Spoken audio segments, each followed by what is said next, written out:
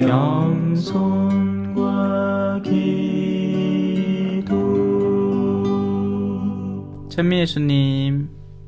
그 무렵 마리아는 길을 떠나 서둘러 유다 산악 지방에 있는 한 고을로 갔다. 그리고 스가랴의 집에 들어가 엘리사벳에게 인사하였다. 엘리사벳이 마리아의 인사말을 들을 때 그의 태안에서 아기가 뛰놀았다. 엘리사벳은 성령으로 가득 차 큰 소리로 외쳤다. 당신은 여인들 가운데에서 가장 복되시며 당신 태중의 아기도 복되십니다. 내 주님의 어머니께서 저에게 오시다니 어찌 된 일입니까? 보십시오. 당신의 인사말 소리가 제 귀에 들리자 저의 태안에서 아기가 즐거워 뛰놀았습니다. 행복하십니다. 주님께서 하신 말씀이 이루어지리라고 믿으신 분. 그러자 마리아가 말하였다. 내 영혼이 주님을 찬송하고 내 마음이 나의 구원자 하느님 안에서 기뻐 뛰니 그분께서 당신 종의 비천함을 굽어보셨기 때문입니다. 이제부터 과연 모든 세대가 나를 행복하다 하리니 전능하신 분께서 나에게 큰일을 하셨기 때문입니다. 그분의 이름은 거룩하고 그분의 자비는 대대로 당신을 경외하는 이들에게 미칩니다. 그분께서는 당신 팔로 권능을 떨치시어 마음속 생각이 교만한 자들을 흩으셨습니다. 통치자들을 왕좌에서 끌어내리시고 비천한 이들을 들어 높이셨으며 굶주린 이들을 좋은 것으로 배불리시고 부유한 자들을 빈손으로 내치셨습니다. 당신의 자비를 기억하시어 당신 종 이스라엘을 거두셨으니 우리 조상들에게 말씀하신 대로 그 자비가 아브라함과 그 후손에게 영원히 미칠 것입니다. 마리아는 석 달가량 엘리사벳과 함께 지내다가 자기 집으로 돌아갔다. 주님의 말씀입니다. 그리스도님 찬미합니다. 찬미 예수님. 다른 날 같으면 좀 미안할 낀데요. 왜냐하면 소음을 내고 있잖아요. 그죠? 오늘은 하나도 안 미안합니다. 그동안 얼마나 시달려왔는지, 그죠? 예. 그래요. 오늘은 그래도 적어도 거룩한 내용으로 주변을 소란스럽게 하니 우리가 도대체 무엇을 미안해해야 하겠습니까? 그죠?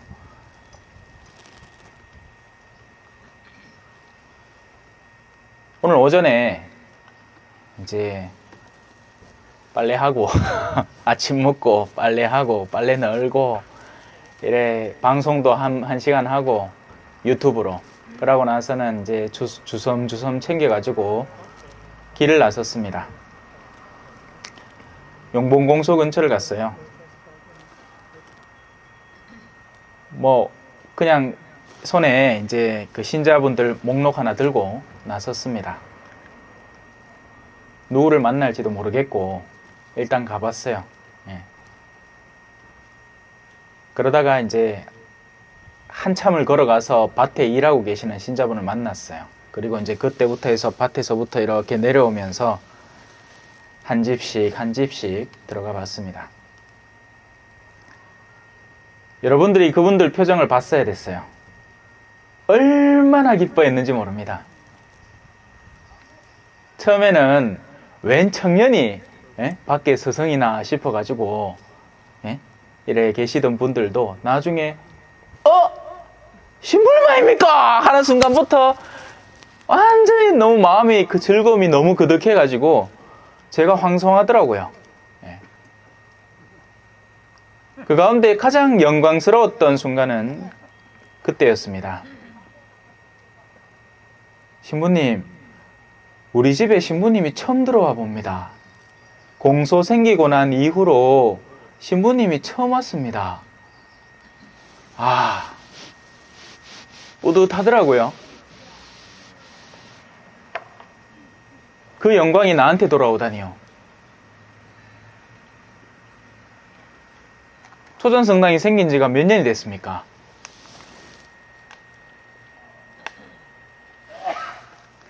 오늘 엘리사벳은 성모님을 만나서 기뻐합니다. 왜 기뻐할까요? 성모님이 뭐 엄청 비싼 거 들고 왔는갑다. 뭐 번쩍번쩍거리는 금덩이 하나 들고 왔고, 자, 이거 드릴게요. 가있긴 해. 아이쿠야! 하고 좋아했겠다. 그지요? 그렇기는 뭘 그래. 성모님에게 뭘 내세울 게 있었겠습니까? 아무것도 없습니다. 오늘 복음을 잘 읽어보면 태중에 아기가 뛰놀아서 그 기쁨에 어머니가 그 태를 베고 있는, 그 아기를 베고 있는 어머니가 그 기쁨에 같이 동참하고 있는 식으로 기쁨을 느끼는 겁니다. 물론 친척이 그냥 방문을 해도 기쁘겠지만 지금 엘리사벳이 느끼는 기쁨은 차원을 달리하는 기쁨입니다. 우리는 일상 안에서 기쁨과 행복을 찾습니다. 이 주변 모든 사람들이 그걸 찾고 있어요. 지금 이 밤에도 사람들은 행복을 찾아서 저마다의 자리에 들어가는 겁니다. 쥐들은 행복하기 때문에 시궁창에 들어가고요. 고귀한 분은 행복한 자리를 찾기 위해 고귀한 자리에 가는 거죠. 우리가 이 자리에 있는 것은 이 자리에 있는 것보다 다른 데 있는 것이 덜 행복하기에 더 나은 영역을 찾아 여기 앉아 있는 겁니다. 사람들은 누구나 행복을 찾아요. 하지만 행복이 모두가 똑같다고 착각하시면 안 됩니다. 누군가는 치졸한 행복, 누군가는 추접한 행복까지도 찾는 겁니다. 그리고 그러한 것들을 쾌락이라고 부르죠.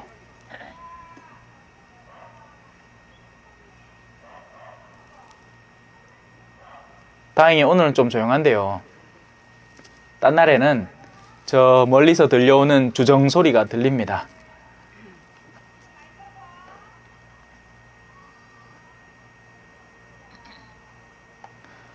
고귀한 행복은 영혼이 즐거울 때 행복한 겁니다. 사실 오늘 저는 피곤했어요. 왜 안 피곤하겠습니까? 꼭두 새벽부터 새벽 4시 반에 오늘은 또 와 그래 또 강세희가 일찍 깨우는지 어떤 때는 진짜 좀 원망스럽더라고.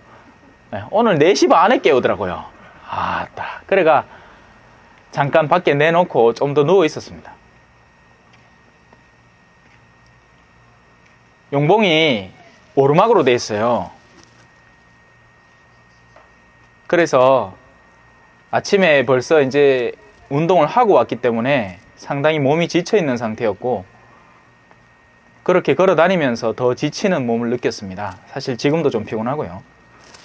하지만 그 모든 피로에도 불구하고 제 마음은 기뻤습니다. 그 어른들의 기쁨이 곧 저의 기쁨이기 때문이죠. 과연 우리는 어디에서 기쁨을 추구해야 될까요? 어떤 것이 우리의 마음을 즐겁게 하고 있을까요? 몇 푼 더 버는 그 기쁨? 즐겁게 할 수 있겠죠. 뭔가 맛있는 걸 사 먹고 좋은 걸 살 수 있을 테니까요. 하지만 그런 기쁨이 찰나적이라는 것을 이해해야 되지 않겠습니까? 그렇다면 영원한 기쁨을 찾아야죠. 용봉을 갔다 오는데 길가에서 반가운 얼굴들이 보였습니다. 누구였겠어요? 여러분들이 지금 앉아 계시는 그 의자를 열심히 깔고 설치한 우리 어르신들이 이제 밥 먹으러 가더라고. 두 가지 기쁨이 섞여 있었죠. 하나는 반가운 얼굴, 우리 본당 신자들이 길에서 보이는 거예요. 맨날 지나다니기도 보기도 힘든데 오늘따라 막 우르르 모여 가더라고. 그래가 얼른 문 열어갖고 어디 가십니까? 가있기네 밥 먹으러 간다 하는 기라. 아이고 이게 웬 떡이고 그죠? 밥까지 얻어먹게 생겼어.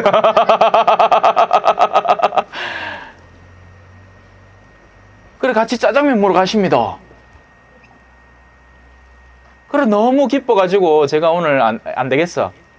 제가 뭐 그렇게 뭐 부자는 아니지만 그래도 우리 열심히 일하는 어르신들 밥은 또 사줄 수 있다 생각해서 돈 내려갔더만 또 한 분이 벌써 또 그걸 다 낸다 하네.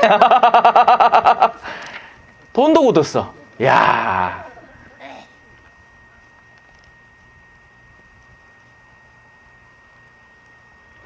항상 미사 전에 30분 전에 성사를 드리잖아요. 옷에 누가 성사 봅니까? 근데 누가 문을 똑똑 두드리 눈고 하이끼네 우리 주일학교 학생이 한 명이 신부님 하고 들어오는 기라. 얼마나 이뻐요, 그죠? 그러니까 사탕 순칸하는 거 내몰라고. 어느 분이 이 청소년의 주일이라고 사탕 주길라 내 따로 내 좋아하는 맛 3개 딱 골라 순칸하는데 아이고 그걸 왜 안 줄 수가 있노, 그죠? 예. 여러분 이런 게 기쁨 아니에요? 그죠? 이런 게 기쁨이잖아요. 소박한 기쁨. 가난할 때 진짜 기쁠 수 있는 거예요. 만약에 제 눈이 고귀한 사람, 소위 말해서 세상에서 귀하다는 사람, 세상에서 드높다는 사람에게 꽂혀 있고 지금까지 오늘 제가 서술한 이 모든 기쁨들의 요소를 거꾸로 한번 되짚어 가 봅시다. 돌았다고 그 집 찾아가겠어요? 기왕 찾아가는 거 있는 신자 집 찾아가지. 가면 뭐라고 죽었지? 에? 신부님이 왔는데 뭐 하나 쿡 쏘시 줄까 이가? 그러면 아이고 만닫고 이런 걸 다 그죠? 그러니까 감사를 표현하는 다자로 끝나는 5음절의 말. 뭘 이런 걸 다. 뭘 이런 걸 다. 아이고 하면서 막.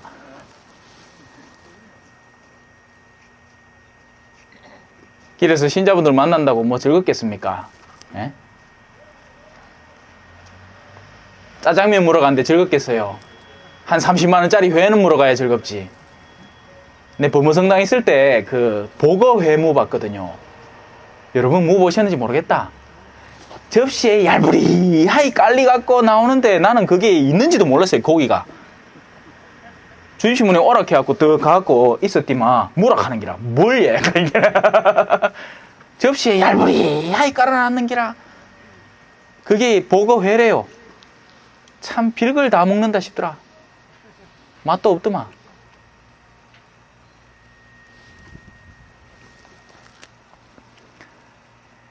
마음이 겸허할 때 우리의 행복감은 자연스럽게 증진됩니다. 겸손한 마음일수록 소박한 만남에 기뻐하게 돼요. 아 맞다, 그것도 있다. 오늘 내 바나나가 다 떨어져가지고 바나나 사러 하나로 마트 가는데 아이고 요 한동안 아프던 그 자매님이 길가에 또 앉아 계시는 기라요. 얼마나 내 마음이 좋던동. 어? 한동안 못 봤는데 그래 앉아 계시. 그래 길 가다가 그래 안수를 탁 해드려 지나가십니다. 그것도 내 어덕은 짓다.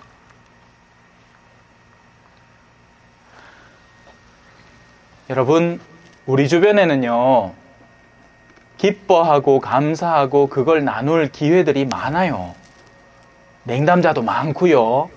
은근히 찾아보면 아직 신앙 근처도 안 온 사람들도 많습니다.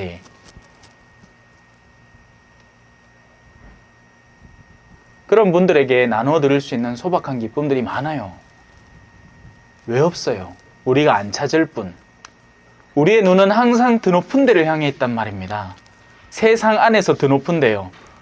하지만 그 자리는 싸움밖에 안 일어나요. 금은 한 덩어리인데 원하는 사람이 2명이면 결론은 뭐예요? 맨날 싸워야 돼요. 집안에서 그죠? 컨트롤하려는 위치는 한 군데인데 남편도 아내도 그 자리를 차지하려면 박터지게 싸워야 된단 말입니다. 네가 올리 내가 올리 개싸움이요. 그러니 우리는 미친 듯이 싸우는 거예요. 매일같이.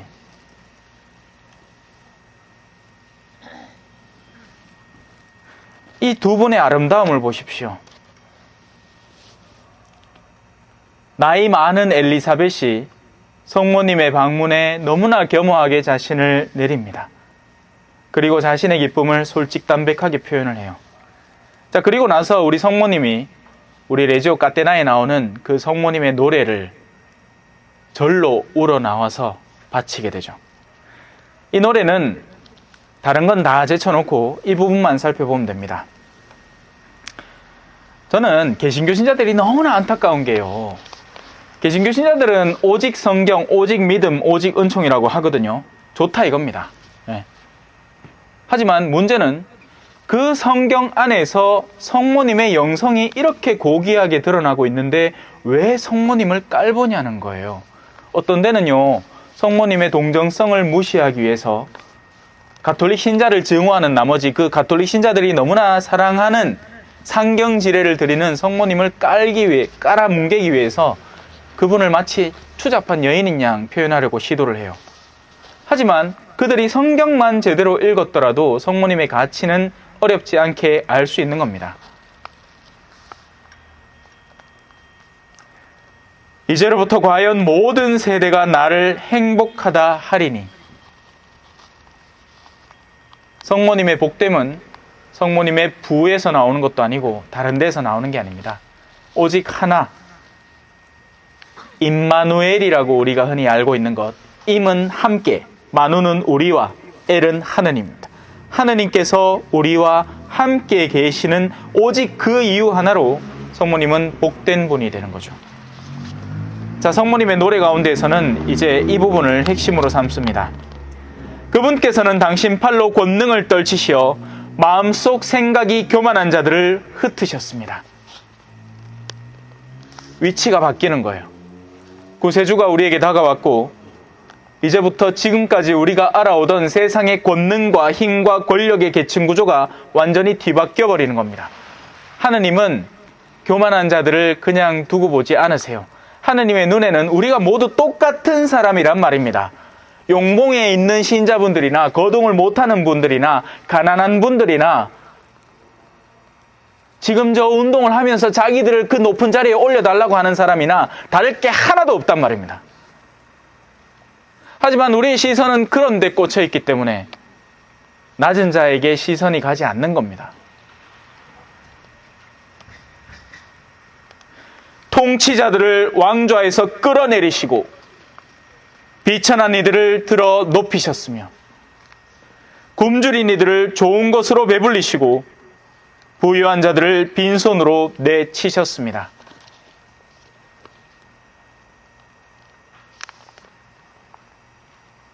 얼마나 많은 허황한 정신들이 저마다의 쾌락을 찾아 오늘 밤도 뜨겁게 자신을 불태울지 모르겠습니다. 그 영혼들이 가련치 않으신가요? 하느님께서 세상을 치시는 이유는 때로 심판하려는 게 아니에요. 그들에게 숨이 붙어 있는 동안은 기회를 주려는 겁니다. 그런데 그 기회가 실제로 다가올 때는 굉장히 매섭게 우리를 내칠 거거든요. 우리가 그들에게 조금이라도 애정이 있다면 그 기회가 본격적으로 그들을 때리기 전에, 지금 제가 말하는 기회가 뭔지 알겠죠, 그죠? 세상에서 다가오는 난관들을 말하는 겁니다. 바람 피던 사람이 지금 바람 필 때나 좋지, 나중에 마누라가 알게 되고 해갖고 막 산통 다 깨지고 하면 얼마나 마음이 괴롭겠냐고요. 그래서 막 자살하지 않습니까? 하지만 그런 괴로움 속에도 하느님은 기회를 선물하고 계신 거예요. 그렇다면 그런 괴로움이 오기 전에 누군가가 조금이나마 조언을 해줘서 그들의 내면을 돌이킬 수 있도록 도와만 준다면 그는 영혼을 얻는 거죠. 그걸 누가 해야 될까요? 그럼 여러분, 그걸 누가 해야 될 것 같아요? 그 사람 주변에는 그렇게 할 만한 사람이라고는 신앙인들밖에는 없단 말입니다. 우리가 그렇게 해야 돼요. 우리는 달란트를 벌러 나가야 된단 말입니다. 오늘은 그나마 다행입니다. 그죠? 바깥에 나와서 이렇게 미사를 드리니까, 그죠? 주변 사람들이 지나가다라도 한번 볼 거 아니에요. 하지만 평소에 우리의 모습을 봅시다. 얼마나 성당 안에 꽁꽁 묶여 있어요. 심지어는 레지오 활동도, 그죠? 묵주기도를 몇 단 바쳤는지, 평일미사를 몇 회 참여했는지, 그게 왜 중요합니까? 여러분, 그건 보고사항이 아니에요. 레지오의 본질적인 활동은 선교입니다. 활동단체라고요. 그래서 레지오 단장과 함께, 자, 우리 주변에 누가 있노? 자, 우리 각자 멤버들, 각자의 자리에서 누구에게 우리가 신앙을 더 적극적으로 전해서 그를 회도시키든지, 아니면 냉담을 풀게 하든지, 아니면 신앙이 없던 이들을 초대할 수 있을까? 한번 제시해봐라. 아, 그 가운데, 자, 그러면 이 사람을 우리 목표점으로 삼자. 그리고 각자는 누구는 언제 그렇게 방문하고 누구는 스쳐 지나가면서 방문하고, 그렇게 해서 이 사람을 최종적으로 신앙의 자리로 이끌어오자. 이런 것들이 레지오의 활동이란 말입니다. 묵주기도 20단 어쩌라고요? 레지오 단원이 묵주기도 안 하면 왜 할 겐데? 자기 숨 쉬었다고 자랑할 거예요? 시부님, 저 오늘 숨 56번 쉬었어요. 아이고, 잘했다 할까요?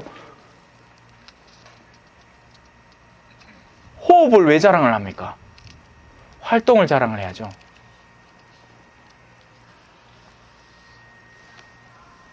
잊지 마세요. 여러분들이 매 레지오마다 바치는 성모님의 이 노래, 성모일 또 매 저녁 기도마다 되새겨지는 이 노래 속에는 아주 심오한 비밀이 숨어 있습니다. 우리의 내면이 더욱 낮아질 때 그 안에 진정한 기쁨이 스며들게 될 겁니다. 간단한 비유로 얘기해 드릴게요. 땅을 이렇게 깊게 만들면요, 물이 자동으로 차오르게 됩니다. 하느님의 은총은 물과 같아서 우리의 내면을 더욱 깊게 할수록 그 내면 안에 은총이 차오르는 겁니다. 반대로 위를 추구하는 사람들에게는 있던 은총도 도망가기 시작하게 됩니다. 하느님의 은총은 예외 없이 누구에게나 똑같이 내리지만 똑같이 그걸 받아들이는 건 아니에요. 보세요. 그거 어디 있더라?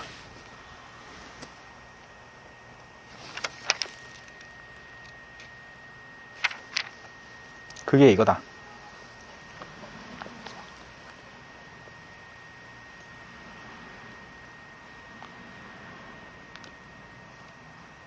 그분께서는 당신 팔로 권능을 떨치시어 마음속 생각이 교만한 자들을 흩으셨습니다.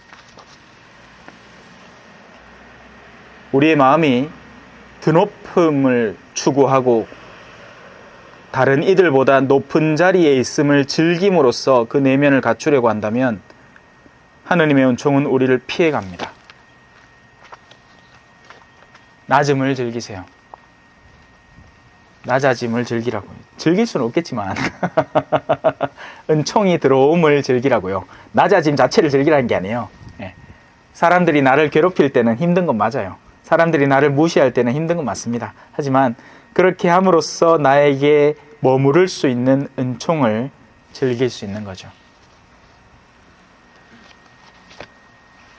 그래요. 저와 함께 우리 초전 지역에서 많은 복음을 전해봅시다. 제 노래 부른 거 기억나요? 초전의 신자들이여 짜라작작 삐약삐약 나와 함께 하늘 날아갑시다. 콩짜라작작 삐약삐약 초전의 넓디 넓은 자매밭처럼 열매 맺는 신자들이 됩시다. 짜라작작 삐약삐약 여기까지만 합시다. 그래요. 참외만 재배하지 말고 영혼들의 참외를 잘 재배하자고요. 마침 참외라는 단어하고 참회하고 비슷하잖아요. 그죠? 수많은 영혼들의 참회를 꾀해봅시다. 그래서 여느 지역 못지않은 초전에 그 성당 그 덕분에 내가 옛날에 정신없이 돌고 쾌락만 찾던 내가 이제 마음을 돌이켜가지고 내가 하느님이라는 분을 알게 됐고 그로 인해서 고결한 삶에 대한 희망을 꿈꿀 수 있게 됐다. 이런 이야기가 주변에서 기적처럼 넘쳐 흐르게 만들어 봅시다. 아메캐시 해야 됩니다. 그래요. 제가 많이 도와드릴게요. 제가 항상 중심 잡고 신자분들의 내적 영성의 향상을 위해서 노력할 테니까요. 센터에서 중심 딱 잡고 있을 테니까 내 딴 마음 안 먹고 여러분들은 이제 주변에 가서 끌고 오십시오. 그물을 펴서 고기들을 낚아오세요. 153마리가 낚일 깁니다. 아멘. 찬미 예수님, 겸손과 기도.